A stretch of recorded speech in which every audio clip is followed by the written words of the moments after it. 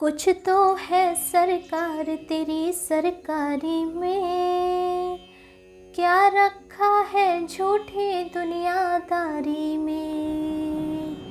ओम नमः शिवाय। बोलो शिव शंकर भगवान की जय। देवों के देव महादेव की जय।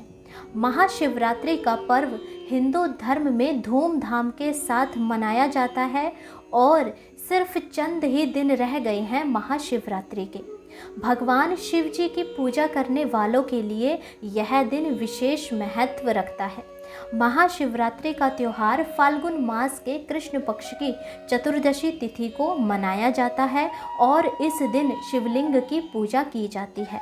यदि शिवलिंग पर ये एक चीज कोई भी चढ़ा दे तो कुंडली में मौजूद ग्रह दोष शांत हो जाता है और किसी भी प्रकार के कोई भी समस्या, कोई भी बाधा, कोई भी अड़चन या किसी भी प्रकार की असफलता देखने को नहीं मिलती।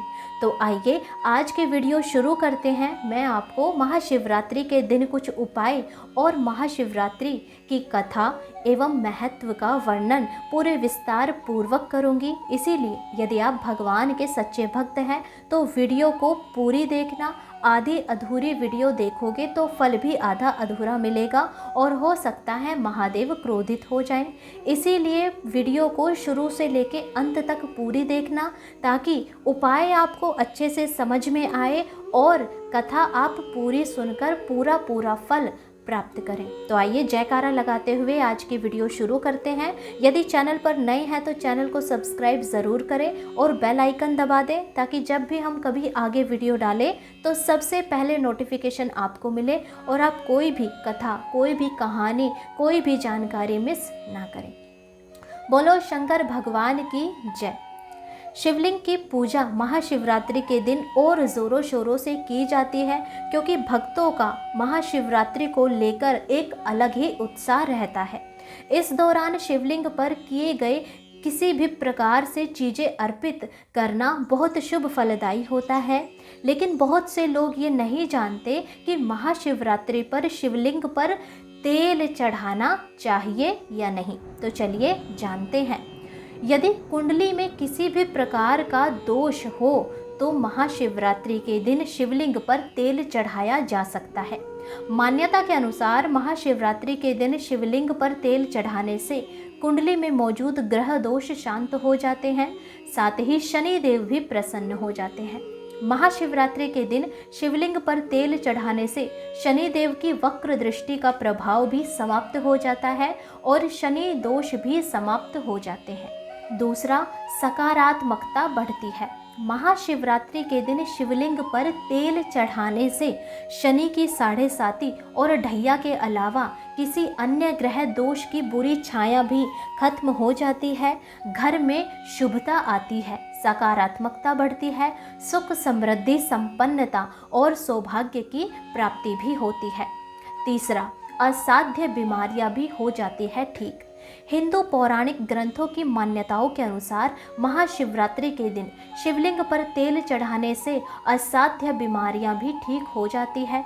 धर्मशास्त्रों में बताया गया है कि शिवलिंग पर तेल चढ़ाने से व्यक्ति का स्वास्थ्य बेहतर होने लगता है।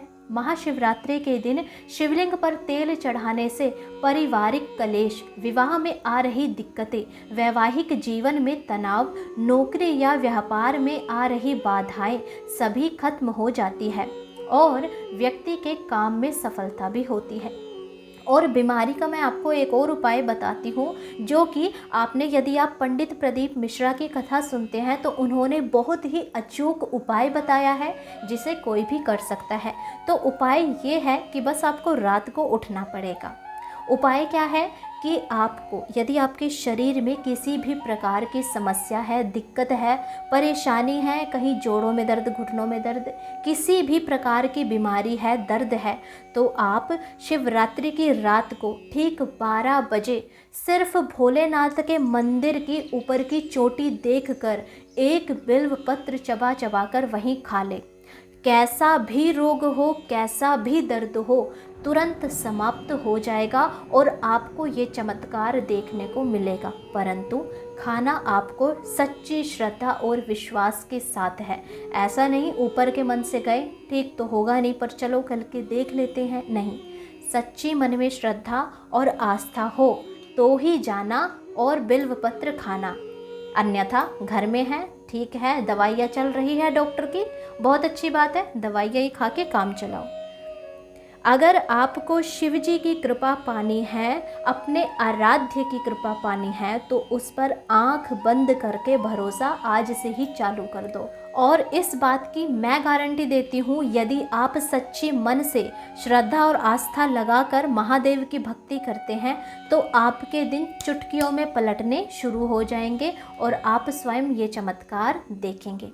तो ये थे कुछ उपाय जो महाशिवरात्रि के दिन आप कर सकते हैं यदि आपके मन में श्रद्धा है तो। महाशिवरात्रि की डेट तो आप सबको पता होगा, 8 मार्च को महाशिवरात्रि है। आइए अब मैं आपको महाशिवरात्रि की कथा सुना देती हूँ। शिव पुराण की कथा के अनुसार एक गांव में एक शिकारी था जो पशुओं को शिकार करके अपना घर परिवार चलाता था। वह गांव के ही एक साहूकार का कर्जदार था। वह काफ़ी प्रयासों के बाद भी कर्ज से मुक्त नहीं हो पा रहा था। एक दिन क्रोधित होकर साहूकार ने उसे शिव मठ में बंदी बना लिया। उस दिन शिवरात्रि थी। शिकारी उस दिन शिवरात्रि की कथा को सुनने लगा क्योंकि शिव मठ में बंद था। शाम के समय में उसे साहूकार के सामने पेश किया गया तो शिकारी ने वचन दिया कि अगले दिन वह सभी कर्ज को चुकाकर मुक्त हो जाएगा। तब उसे साहूकार ने छोड़ दिया। शिकारी वहां से जंगल में गया और शिकार की तलाश करने लगा। वह एक तालाब के किनारे पहुंचा। वहां पर वह एक बेल के पेड़ पर अपना ठिकाना बनाने लगा।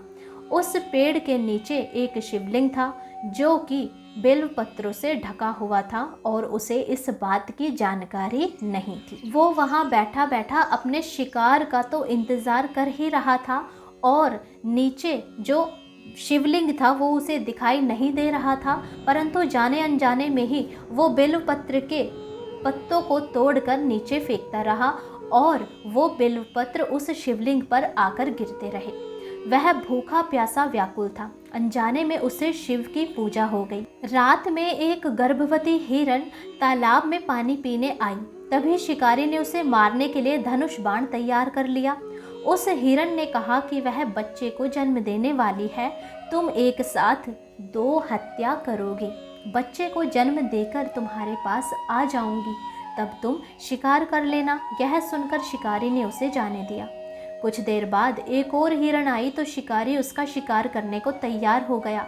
तभी उस हिरण ने कहा कि वह अभी ऋतु से मुक्त हुई है, वह अपने पति की तलाश कर रही है क्योंकि वह काम के वशीभूत है। वह जल्द ही पति से मिलने के बाद शिकारी के पास आ जाएगी और शिकारी ने उसे भी छोड़ दिया। देर रात तक हिरण अपने बच्चों के साथ उस तालाब के पास आई। शिकारी एक साथ कई शिकार देखकर खुश हो गया। वह शिकार करने के लिए तैयार हो गया। तभी उस हिरण ने कहा कि वे अपने बच्चों के साथ इनके पिता की तलाश कर रही है। जैसे ही वो मिल जाएंगे तो बच्चों को पिता को सौंपकर आ जाऊंगी और तुम मेरा शिकार कर लेना।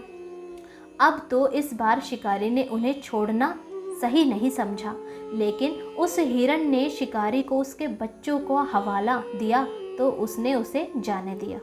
अब शिकारी बेल वृक्ष पर बैठकर बेलपत्र तोड़ तोड़ कर नीचे फेंकता जा रहा था। अब सुबह होने ही वाली थी, तभी वहां एक हिरण आया। शिकारी उसे मारने के लिए तैयार था, लेकिन हिरण ने कहा कि इससे पहले 3 हिरण और उनके बच्चों को तुमने मारा है तो उसे भी मार दो, क्योंकि उनका वियोग सहन नहीं होगा। यदि उनको जीवन दान दिया है तो उसे भी छोड़ दो। परिवार से मिलकर मैं तुम्हारे समक्ष उपस्थित हो जाऊंगा। रात भर उपवास, रात्रि जागरण और अनजाने में बेलपत्र से शिवलिंग की पूजा के प्रभाव से शिकारी दयालु हो गया। उसने हिरण को भी जाने दिया। उसके मन में भक्ति की भावना प्रकट होने लगी और वह पुराने कर्मों को सोचकर पश्चाताप करने लगा।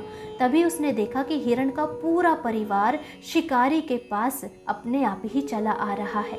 यह देखकर वह और करुणामय हो गया और रोने लगा। उस शिकारी ने हिरण परिवार को जीवन दान दे दिया और स्वयं हिंसा को छोड़कर दया के मार्ग पर चलने की ठानी। शिव कृपा से वह शिकारी तथा हिरण का परिवार मोक्ष को प्राप्त हुआ। उसी समय भोलेनाथ ने शिकारी को दर्शन दिए और कहा कि तुम धन्य हो जो तुमने पूरे हिरण परिवार पर अपनी कृपा बरसाई और पूरी रात भूखे प्यासे रहकर मेरी पूजा करी। भोलेनाथ ने उसे आशीर्वाद दिया और उसके घर में धन संपत्ति की खूब बरकत होने लगी। किसी प्रकार की कोई कमी नहीं रही। शिकारी ने शिकार छोड़ दिया और अच्छा सा व्यापार शुरू कर दिया और साहूकार का भी सारा कर्ज चुका दिया। बोलो देवों के देव महादेव की जय। हे भोलेनाथ, जैसे अपने शिकारी पर अपनी कृपा दृष्टि बनाई वैसे ही सभी भक्तों पर बनाना और सबका उद्धार करना। आप सभी को महाशिवरात्रि की ढेरों ढेरों शुभकामनाएं। हे भोलेनाथ, अपने सभी भक्त पर अपनी कृपा दृष्टि सदैव सदैव बनाना, सबके दुख कष्ट हरना और सबको सफलता प्राप्त कराना। जय महादेव, जय माता पार्वती, जय शिव परिवार।